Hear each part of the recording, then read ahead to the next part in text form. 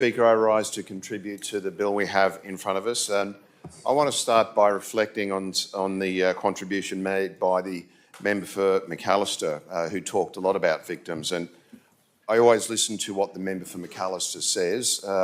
She always speaks from a great depth of experience and from the heart every single time.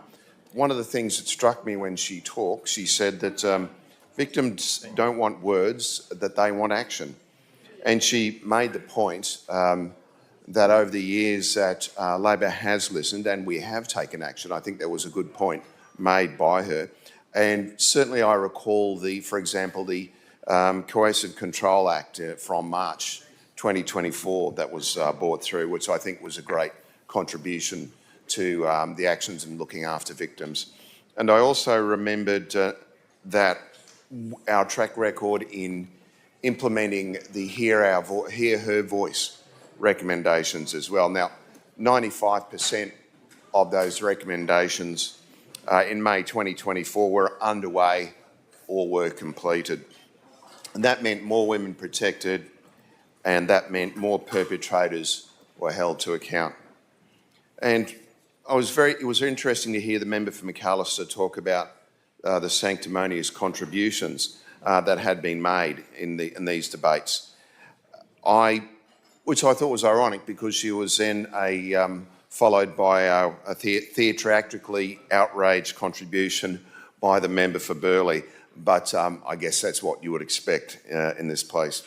The member also made the point that, and this is what she makes this often, is that only 2%, I think it is, of sexual assault cases that go through the legal system find against the accused. And what I think is that highlights how much that the barriers that victims need to overcome to get justice and to get what they need out of the system.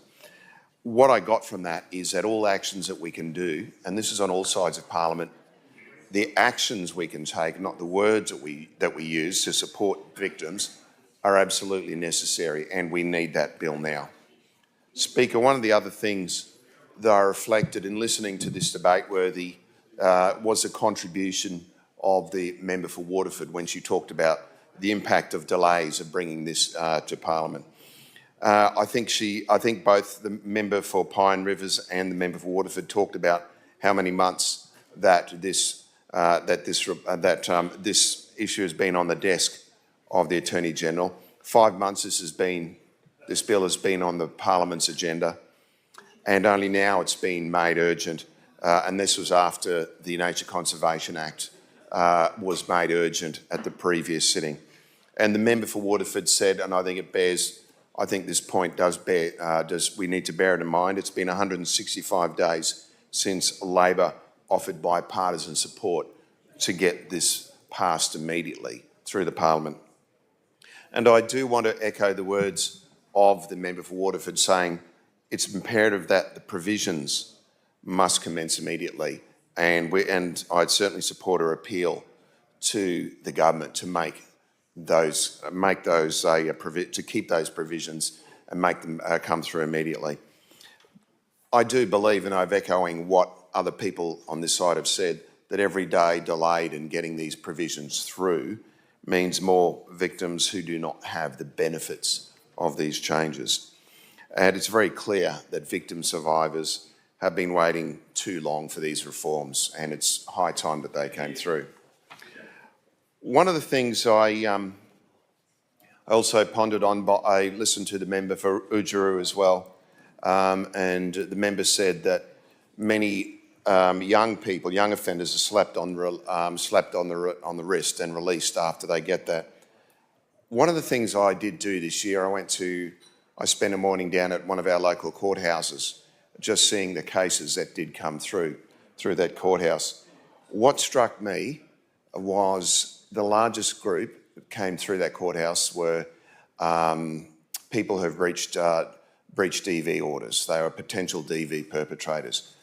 There were a few young people that did go through, but it was quite sobering to see the amount of people who went through that court facing DV charges.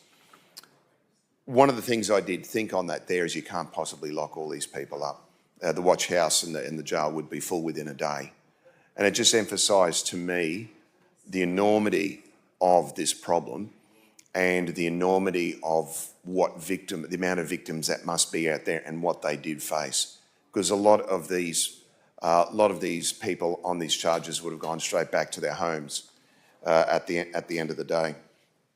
Probably just one last thing I did want to say in listening to this debate is that a lot of words are thrown around. We do need to be careful of the words we do use. I had talked in recent months to a high school student who had been the victim of a sexual assault, and she was very specific to me, is that she always called it the use of the R word. We've heard it a few times here tonight, but she said the use of the R word and talking about sexual assault is one of the triggers for her. And I would emphasise to people, we've heard a lot of posturing tonight. What I do want to say is that we do need to stop this debate becoming sanctimonious. We do need to be careful about the words that we do throw around here. I think that if we do respect victims, we need to respect their wishes in wanting to get these reforms through quickly, be respectful in the words that we use to talk about their trauma. Thank you. Deputy Speaker.